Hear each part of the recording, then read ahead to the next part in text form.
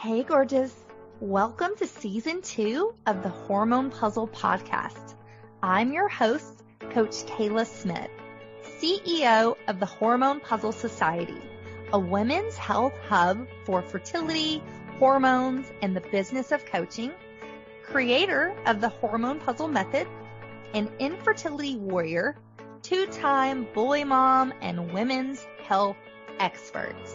This podcast is for women struggling with infertility, painful periods, terrible PMS, or really just any symptom of hormone imbalance that they are ready to eliminate for good. Tune in weekly as we interview amazing experts in the fields of women's health, breaking down those hormone walls, nerding out on nutrition, and having way too much fun. Whether you're beginning your journey or you've been struggling for years, we're going to finally help you put those pieces of your hormone puzzle back together so that you can get pregnant and eliminate those pesky symptoms for good. Are you ready? This season is packed with even more expert guests sharing groundbreaking knowledge, giving you that jolt of energy that you so desperately need, sending you lots of virtual hugs, and inspiring you to take your fertility into your own hands and make that baby. Thank you so much for tuning in. Now let's get started on your road to transformation. I am so excited about today's episode. Today I have Dr. Shawn Soszka, who is an award-winning writer, naturopathic physician, and functional medicine practitioner, as well as a licensed acupuncturist, who uses a holistic approach to treat thyroid conditions effectively for over 20 years. He specializes in thyroid, adrenals, and digestive disorders. His detailed understanding of the interconnectedness of all the systems of the body allows him to better serve his patients by finding effective solutions to their health concerns. He has served as an adjunct professor of the Gastroenterology at the National University of Natural Medicine and continues to serve as a clinical mentor for naturopathic medical students in his busy clinical practice in Portland, Oregon. Additionally, he is the founding board member of the Gastroenterology Association of Naturopathic Physicians and is an active member of the Endocrinology Association of Naturopathic Physicians, the National Association of Environmental Medicine, and the Association for the Advancement of Restorative Medicine. Dr. Soszka is the author of an award-winning book, The Thyroid Fix: How to Reduce Fatigue, Lose Weight, and Get Your Life Back. On today's show, we dive all into thyroid and how you can optimize yours to optimize fertility, and how this could be the one missing piece that's jeopardizing your fertility and your health. This is a great show and you're not going to want to miss it. So without further ado, I would love to welcome Dr. Shawn to the show. Hey, Dr. Shawn, welcome to the show. Thanks for being here. Thank you. Absolutely. Thank you. It's exciting to be here. Yes, I'm super excited to talk to you. So I would love to hear a little more about you. What made you, kind of tell us your story and how you began working with thyroids and women's health? Sure. Absolutely. Well, I've been a naturopathic doctor now for about 20 years, or actually more than 20 years. This is going on 21 years at this point. And really my first couple of years, I didn't really have a major focus. I was just treating things as they came, but I had a patient, probably 2002, I graduated in 2000, and she actually was having really severe thyroid issues. She just had her fourth child, and she was actually cycling between hyper and hypothyroidism. And I should back up and say that she was a recent immigrant from the Ukraine, and when you think Ukraine, you think Chernobyl, and you'd be spot on as the terms of, as to the causation of all that. And so it really kind of got the wheels turning and tried to find some solutions. I wasn't probably as effective as I am now, but it started the whole journey for me. And since that time, I've found an absolute fascination with the endocrine system and finding that there's so much that can be done that is often not done. And in applying these natural principles, we get some phenomenal results. And I find that a lot of times my conventional counterparts don't have a lot to offer other than here's a medication or deal with it is usually the answer, unfortunately. Or it's in your head. Unfortunately, yeah. That's the other one. I think that speaks of probably burnout to some degree, which I think is also a big issue too in the conventional medical world. For sure. So yeah, but for me, I've been going steady and strong with the endocrine system, specifically the thyroid, since the very beginning, really. So now I'm just absolutely focused and dedicated to the topic and finding solutions for folks. I love that. And I feel like thyroid is not something we talk about as much as we should, and it controls many things. Big time. Yes. I mean, literally every single cell in the body, with the exception of red blood cells. So if a cell has the capacity of producing something through DNA, then thyroid's in the mix. For sure. Yeah. And you talk about something called the thyroid hormone conversion. What is that? Well, that is, backing up, the thyroid produces thyroid hormone, of course, and it primarily produces T4. Now, T4 is not biologically active. It doesn't have a lot of effect on the cells. It actually has to turn into T3, and T4 is so named because it has 4 iodines on the protein. T3 has 3. So that removal of the iodine has to come from the right location, and once that happens, then that's where the rubber meets the road, and you actually get the biological activity, be it skin cells doing what they do, the reproductive system doing what it's supposed to do, and so there can be hangups in that process. And that conversion process doesn't happen in the thyroid. It happens in the peripheral tissues everywhere outside of the thyroid. But specifically like the liver as an example, the kidneys and the intestines.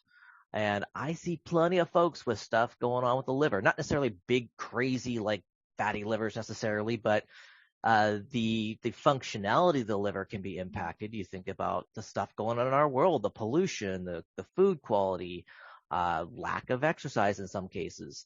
And then the intestines are a huge topic. I mean, talk about all the stuff that's going on there, bloating, irritable bowel syndrome, et cetera. So there's a lot of things that affect that. And so that can be a huge issue. I mean, just even beyond if someone actually has a true hypothyroid, which is like low functioning thyroid, that's a massive, massive problem as well. For sure. And I find that's another organ we don't talk about enough is our liver, and really babying our liver and giving it what it needs to detox us appropriately. Yeah. So let's talk a little bit about that. How Sure. can we really baby that liver and detox it, and so it's working optimally for us?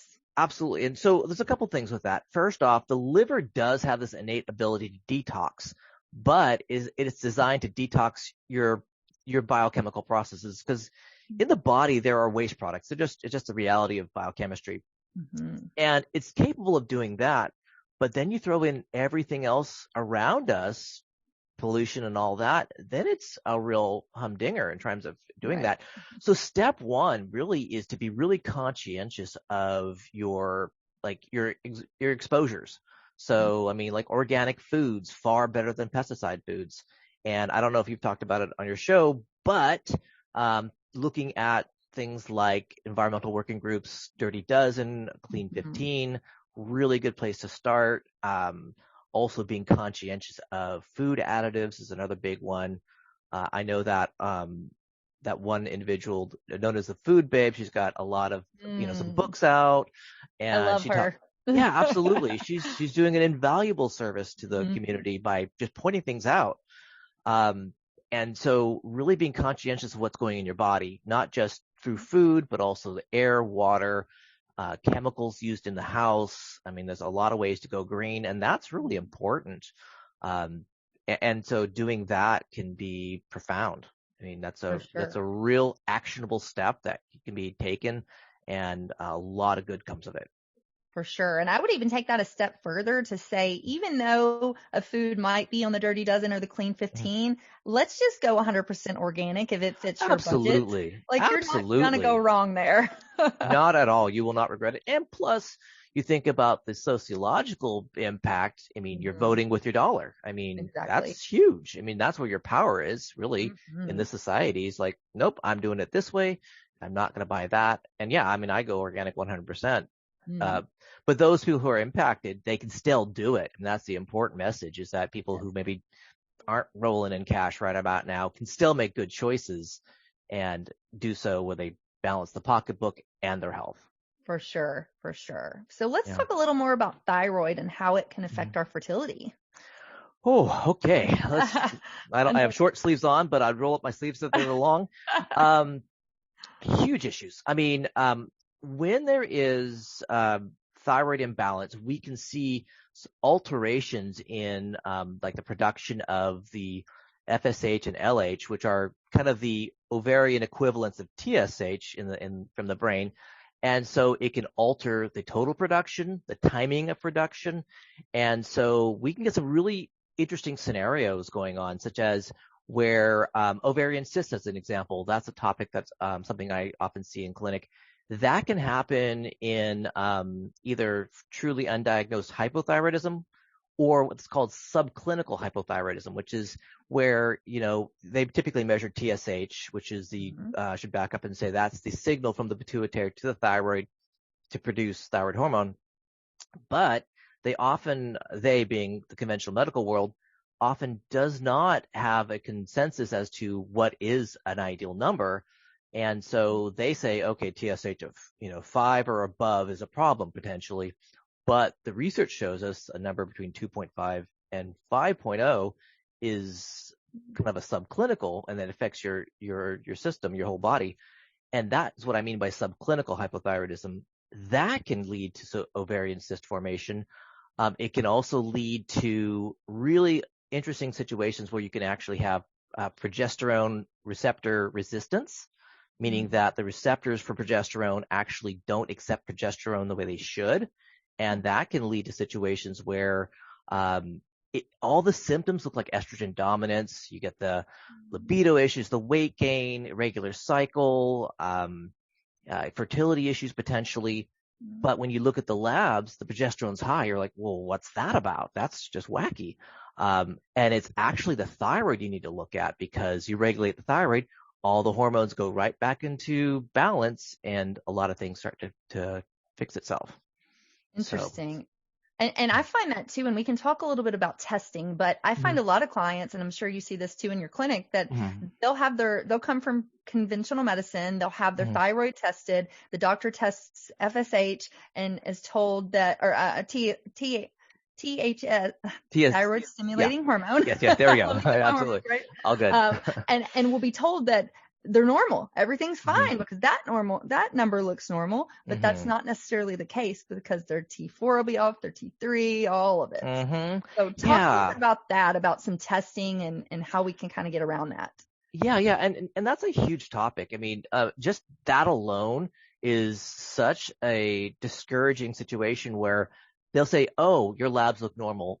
But when I look at the labs, I'm like, well, where's this? Where's that? Where's that? It only looks normal with the limited testing they do. But when you go a little deeper under the hood, then it's like, oh, though this is completely off. And then also too, there's the functional side. So, the functional levels that are relevant.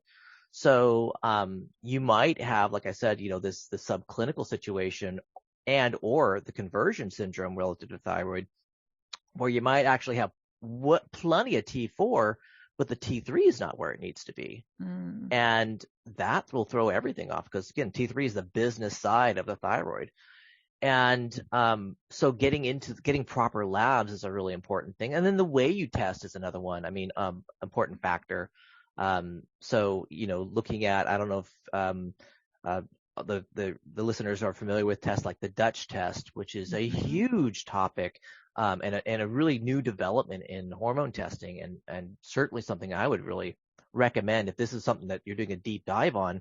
It can be a massive revelation, is the best way to describe it, in terms of getting the details.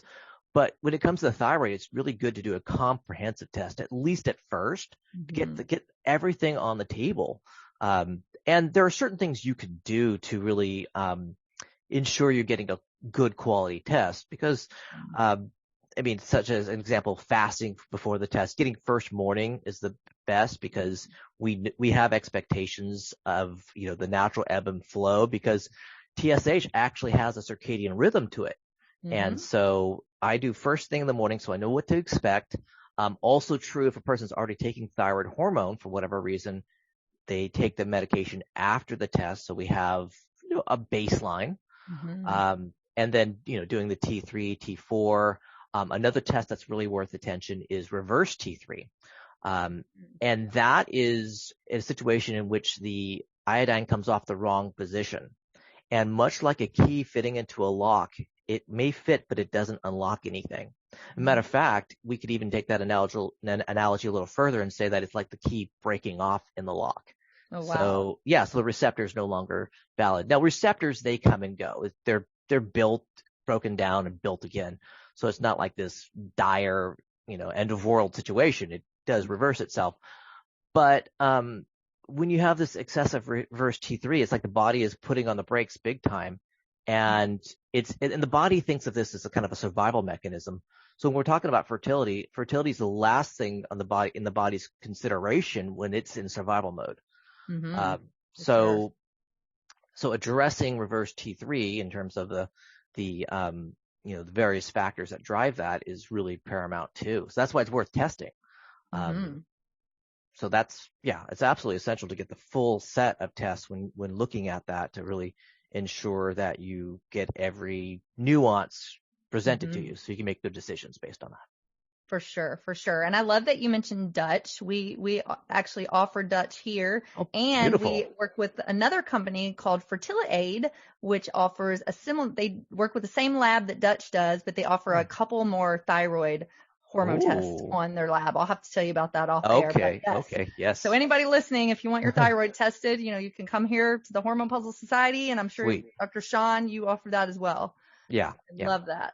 Amazing. Absolutely. And it's we're all about test, don't guess. Let's see exactly what those levels are doing so we can absolutely, course correct accordingly. So yeah. Absolutely.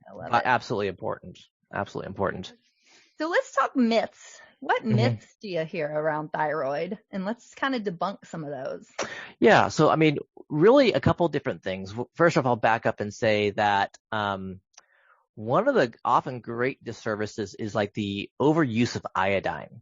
And now originally when we look at, and if you look at any of the historical pictures, they'll show people with giant throats swollen like this.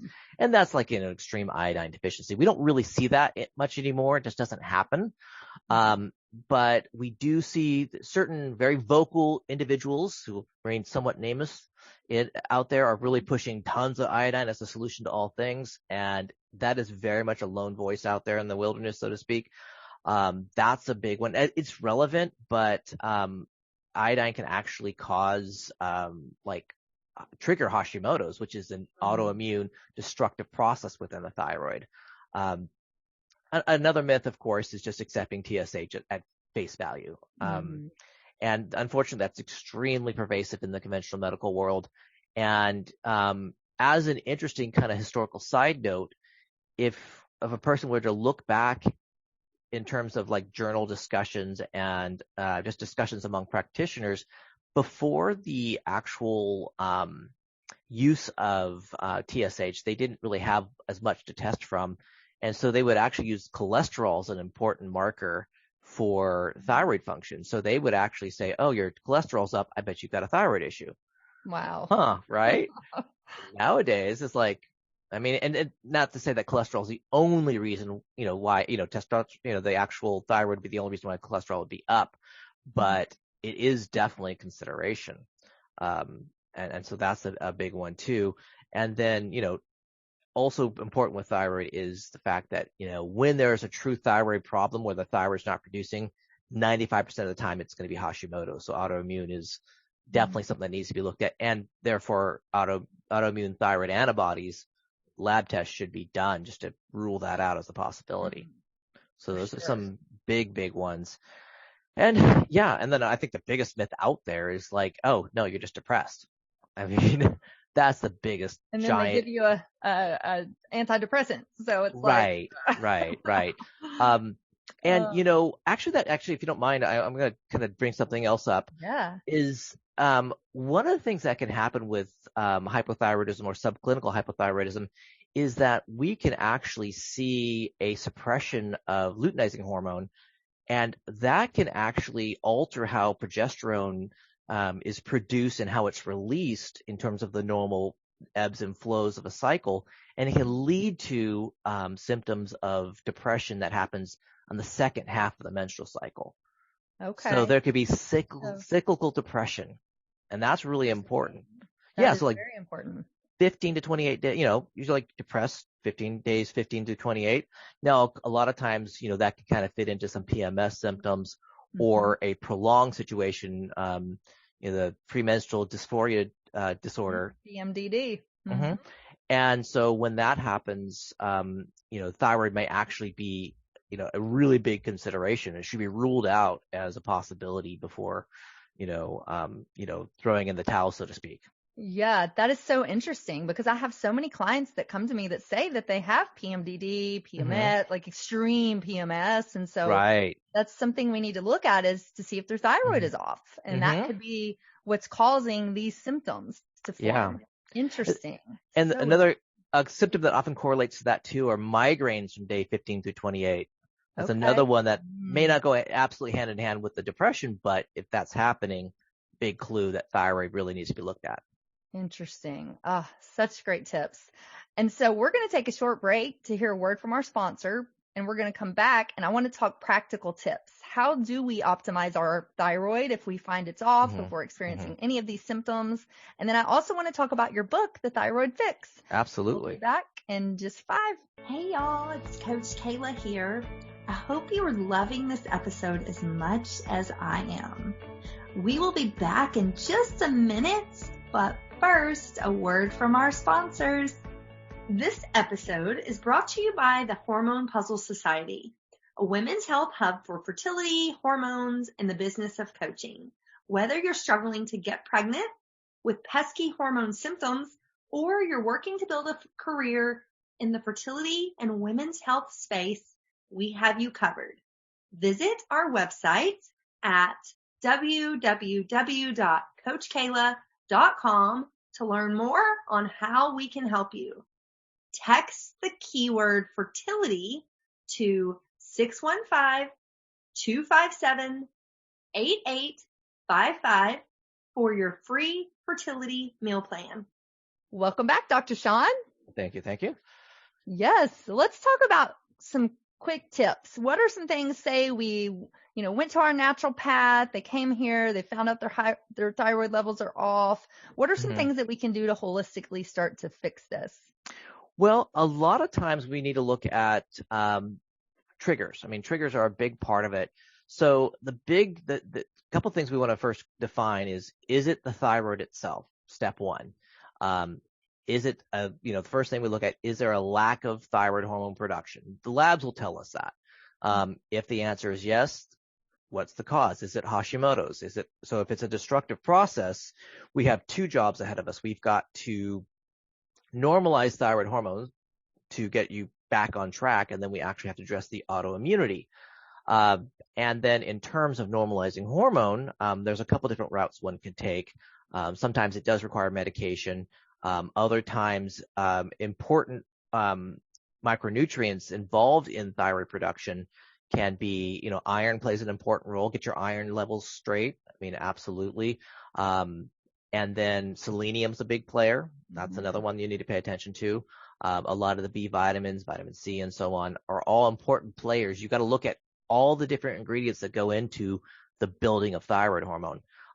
So there's that. And then if you've got a destructive process going on, you've got a whole nother track to follow. And then with that, we tend to look at things that reduce this autoimmune response.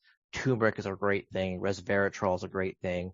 CoQ10, which is huge in fertility just in general. So I'm going to be pushing that big time. And then even looking at diet. I really want to focus in on just removing inflammation. So I typically go with an autoimmune paleo or just an anti-inflammatory diet, which is what all these diets typically are. It's going to be anti-inflammatory, which is super relevant. So those are big things. Now, if it's not specifically a thyroid issue, things like you won't go wrong with an, anti-inflammatory diet. You just Right. won't. Right. And so if it is, say, like the conversion issue, where T4 is not converting to T3 the way it should, then we tend to think about, how can we support the liver? I mean, so that could be some of the classic liver herbs, milk thistle, alpha lipoic acid, which is not an herb, of course, but dandelion, root tea as an example, and things of that nature, supporting the natural function of the liver itself, and then also things that support natural bile flow and things like that, so things get cleaned out. So a liver cleanse could be, in essence, a good choice. And then another factor too, intestines, a big one. And so I look at intestinal health, really paying attention to how that quality is going. So make sure the probiotics are on track, that there's not an imbalance there. And if testing's needed, then that's what you do. A lot of times a person's personal history will lead us where to start first. So those are some big factors. And then going back to the thyroid, sometimes medication may be needed. And there's a couple routes one could take. There are like over-the-counter products or supplemental products that one could use that is basically thyroid tissue. And they do wash out the T4 and T3 out of it, but it's an imperfect job. So you're getting some. So oftentimes a person might do a trial of that, and see if there's a benefit from that. And if there's a greater need, sometimes, using, like a desiccated thyroid, which is going to be designed to have a specific amount of T4, T3 in it, or sometimes they have to go with medications. And I often will end up trying to compound that, because I often use T4 and T3 together as in a medication combination, and that often helps. Because I'm a prescribing physician, so I can do that. That's an option for me. But some people, depending on how willing or how capable their practitioner is in terms of their licensing capacity, that may alter what they can and can't do. So. Gotcha. And is that something where someone would need to be in your clinic, or is this something you can do virtually? For me, I do have some limitations. I'm pretty much limited to Oregon, where I'm at. Okay. And so from that perspective, yeah, there are some limitations there. But I'm not the only show in town. I'm just, there are plenty of folks out there doing some good work. And so, really looking at finding either a local naturopath and or a functional medicine practitioner would be the way to go. Great resources, of course, is the Institute for Functional Medicine. IFM.org could be a really good thing, good resource there. But yeah, there's a lot of good folks out there doing a lot of good, trying to, help people with their thyroid issues. I love that. So let's talk a little bit about stress. How does stress play a role in all of this? Our function and all of our stress response. Yeah, that is a huge topic. And what I find is a commonality with stress, and we just start off with, let's talk Hashimoto's, let's start there. Hashimoto's, there's always going to be kind of a setup with that. And so there may be some sort of underlying trigger. So it could be, a bacterial infection in the gut. It could be Epstein-Barr. But unfortunately, the secret sauce in leading to an actual, going over the edge into full Hashimoto's is going to be stress. That is unfortunately the piece that really sets it in motion. I commonly see, I go through a person's history. I'm like, okay, so when this happened, okay, this started in, 5 years ago. Okay, what's going on 5 years ago? Run it down. I'm like, what was your stress level like? Then it was like, yeah, I was like doing like a full like rocket launch of stress into the stratosphere of high stress situations. And it can be a huge impact because the body has this whole inflammatory response relative to stress. And then, of course, the body tries to compensate with cortisol, which is, is a natural anti-inflammatory agent in our body. But too much cortisol causes its own problems. And interestingly enough, to tie it back to the thyroid hormone conversion, cortisol really impacts how well your conversion takes place. It can really put a big giant like stop to that process. And so that's, a big factor. And then of course with, people who have chronic stress, the adrenals get involved. The adrenal glands will try to continually produce cortisol, but at a point, the cortisol becomes, your biggest frenemy in the sense that, it's supposed to be helping, but now it's kind of having a somewhat backstabbing effect on your body, weight gain, all kinds of issues. And so the body then tries to suppress it. And then if it gets bad enough, you get into a full, what's commonly called adrenal fatigue syndrome. Medical doctors get nuts with that term because it implies something else. It implies that it's like almost the Hashimoto's of adrenal glands, and that's not what we're talking about. We're talking about the brain adrenal gland connection. So it's just a name issue there. But bottom line, you get this, essentially the brain stops reacting to stress the way it should, and then that has its own cascade of effects, and that negatively impacts the thyroid as well, causing suppression. And what I see that's really particular in that instance is a person whose adrenal glands are really kind of not functioning the way they should be. We see that they have a greater need for thyroid support, but every attempt you try to make, it's like trying to stand up in a 3-foot tall room. You're not going to get very well stretched out. And so you need more, you need better support, but your body reacts to whatever you do. So a lot of times it's going back and addressing the adrenal glands and getting that sorted is the secret to, rebalancing the body. So interesting. And how do we do that? How do we, go back and really focus on our adrenals and calming them? What are some maybe 3 things? And I hate when people say just relax, because it's more than just relax. Right. So let's get into that a little. Well, one of the things I think that's really helpful, I find that using adaptogenic herbs can be really helpful. Ashwagandha, rhodiola. I'm a big fan of holy basil, also known as Tulsi. And then also really looking at nutrients. I mean, especially vitamin C, B5, and things like that. And then I often use supplemental herbs. Things like we've got multiple different vitamin options. I'll use L-theanine. I'll use different vitamins, vitamin C, the B complexes, and things like that to address based on what we're finding with things. But yeah, that's a huge issue, kind of getting the system reprimed to say, yeah, no, we're okay. We can handle this.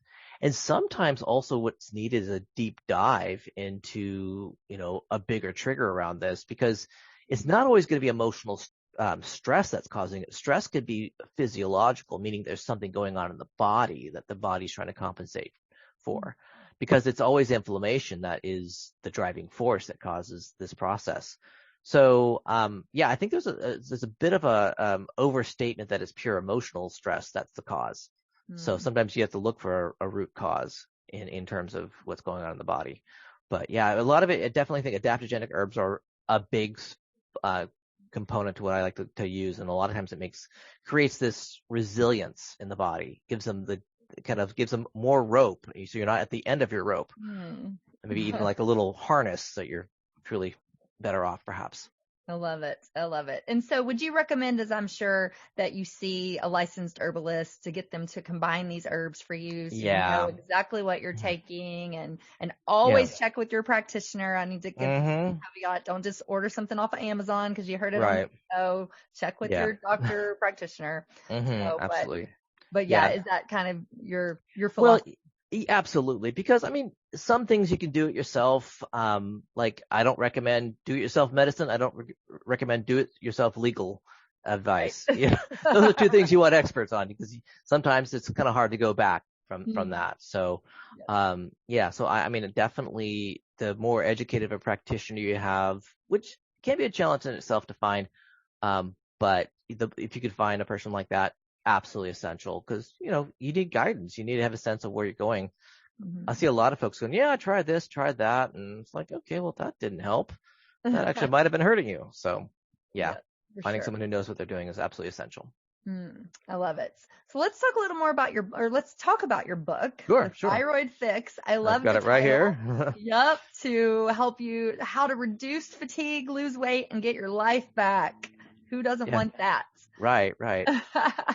So tell us a little more about that. What was your inspiration for writing the book, and maybe 3 things we'll learn from reading it? Sure. It started off as pretty much a patient handout, like a 2-page patient handout, which just got progressively bigger. So I said, okay, yeah, I'm just going to bite the bullet and get it all out. And I've discovered that I didn't get it all out. I've got another book I'm working on now and a series of books coming up. I love it. And so really, the book's focus is really kind of giving a person a sense of the terrain here when it comes to the thyroid, things to consider. It's not like, come see me, I'm the be all end all source of all things. It's like, no, here's what you need to look for. It gives you a literacy about thyroid. So you know what's going on. You know when someone's talking BS to you. You know that, if someone's saying, oh, just TSH, no, I need these things, and these are the labs I need. This is why I need them. I do a rundown of, what herbs help, what herbs don't, and then also go into the details of, Hashimoto's, thyroid hormone conversion, how the adrenals play into things, how the digestion plays into things. So it really just sets the groundwork for a good education that people are looking for, so they can actually find somebody that can actually help them, and they're coming into the situation empowered. And that they know how to build a team around them to get their health back. Because I think the team approach is absolutely essential, where you have, if need be, a very well-educated OBGYN, if that's applicable, someone who specializes in thyroid, if that's applicable, working with whomever you need to get your body back and yourself back to where you want to be. And that's kind of my approach entirely.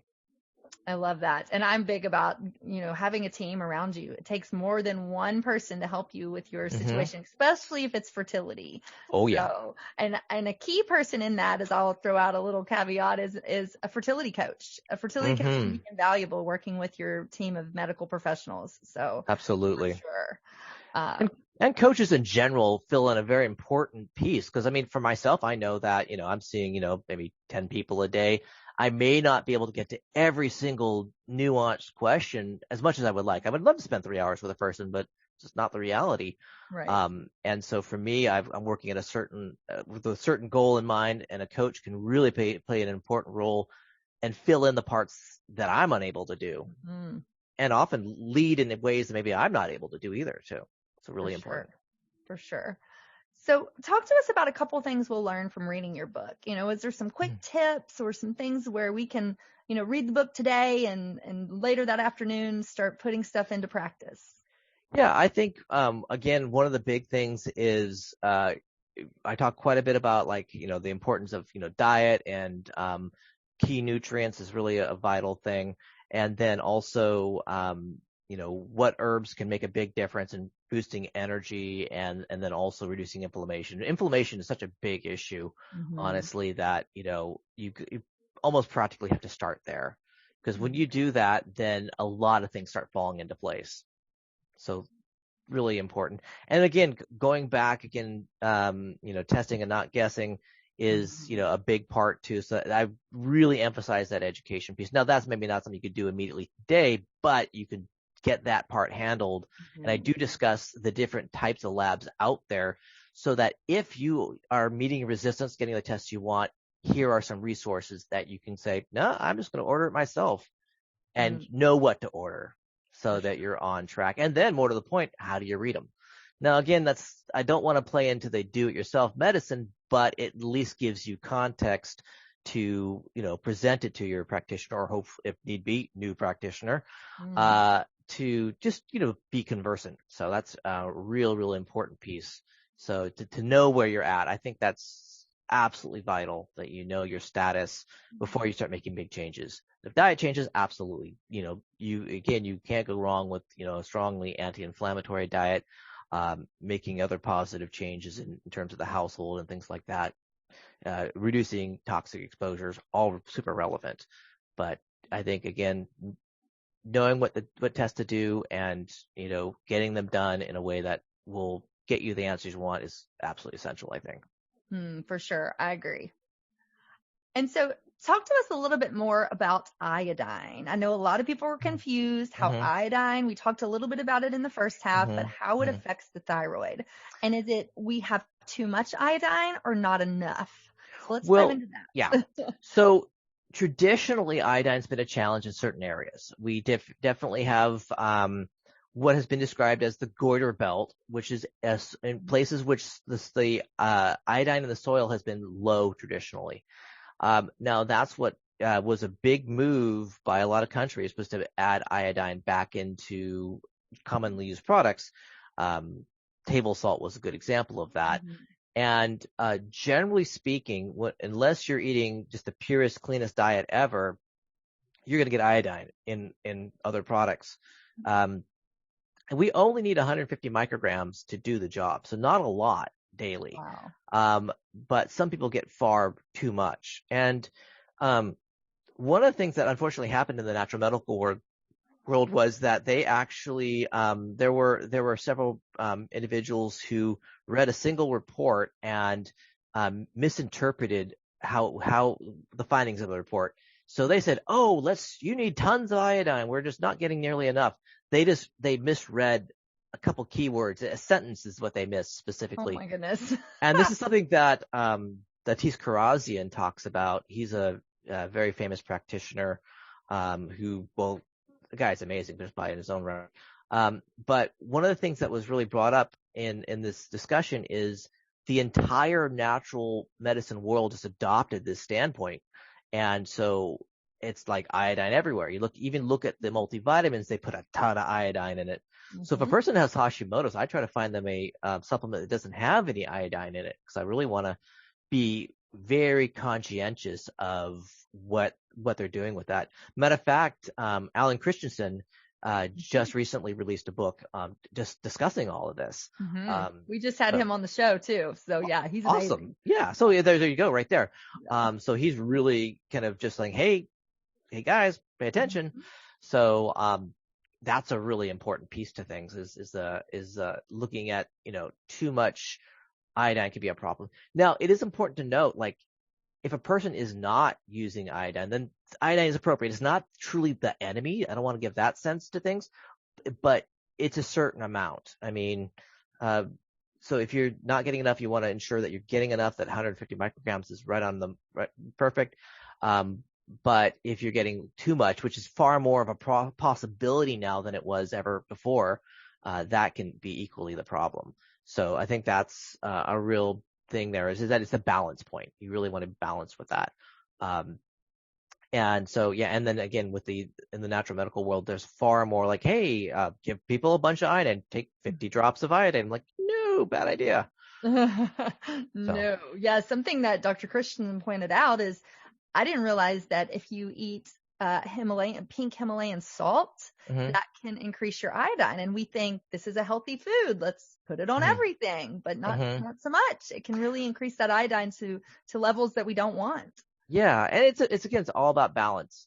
And, of course, the last thing a person wants is to be sitting there, with like, a theoretical, like a hypothetical scale of like, okay, did I get enough iodine? Did I get too much? The scale, where is it going?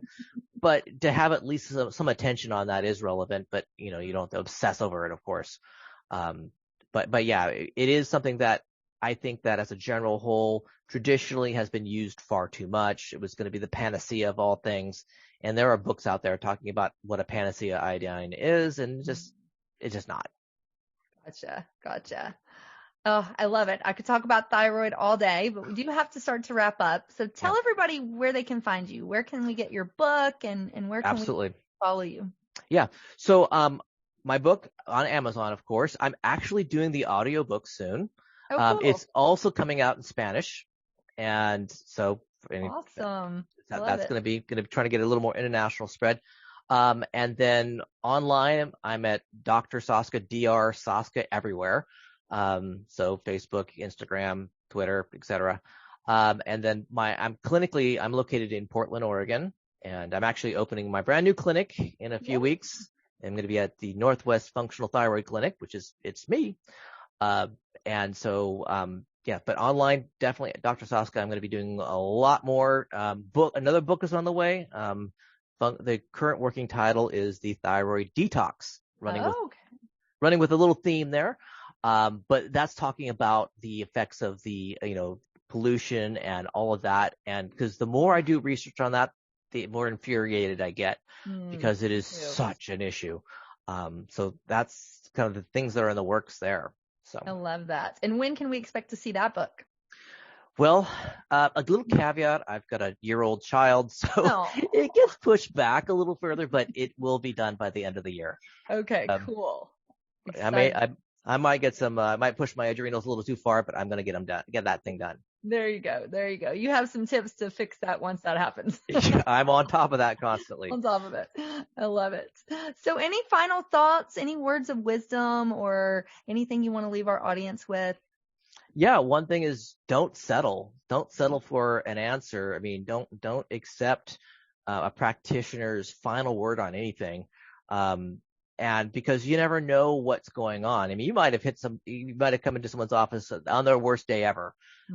And as much as I hate to say it, some practitioners take out their issues on their patients, and it's a horrible thing to do. And I'm not saying that's the case with every practitioner, but don't take things for face value. If you know something's wrong, there's something wrong. Get a second, get a third opinion, need be fourth opinion. There's a much bigger world out there than what is presented to us. And there is a big difference to what the science shows us and how people practice, especially the conventional medical world. So, and if you find a good practitioner, add them to your team, build your team, and really use that team approach to get yourself better, because this is your body, it's your life. You need to be absolutely the CEO of your own life. It's absolutely essential. Amen to that. Yes, we're huge fans on this show of being your own advocates. And if you think something's wrong and you know that in your gut, then like you said, get a second, third, fourth opinion until somebody will listen to you and you'll get the answers that you need. Absolutely. I love it. Well, Dr. Shawn, it was so nice to talk to you. I enjoyed having you on the show. So thank you. Thank you for having me. And thank you guys for listening to the Hormone P.U.Z.Z.L.E Podcast. Until next time, bye for now. Hey, hang on just 1 second before you go. I want to make sure that you are aware of all of the amazing free resources that I have for you on my website at CoachKayla.com. From a fertility meal plan, a cycle syncing quick start guide, a holistic healing cookbook, as well as master classes, blog posts by me and some amazing experts in the fields of fertility, hormones, and nutrition. So many wonderful resources that will help you on your journey. And I wish there had been something like this when I was going through my 2 years of infertility, but there just wasn't. And so that's why I decided to create all of this for you. So make sure that you go and check it out and you take advantage of this plethora of support that I have provided for you. And spoiler alert, these were some of the same tricks and the same foods that I used to get myself pregnant, not once, but twice, even after my doctors said that I couldn't. So I know that these things work. Make sure you take advantage of that. And I cannot wait for you to be my next success story. So thanks, love. See you soon. Thanks for tuning in today to the Hormone P.U.Z.Z.L E Podcast. Check out the show notes for today's episode at CoachKayla.com. If you like what you hear, please subscribe and leave a review.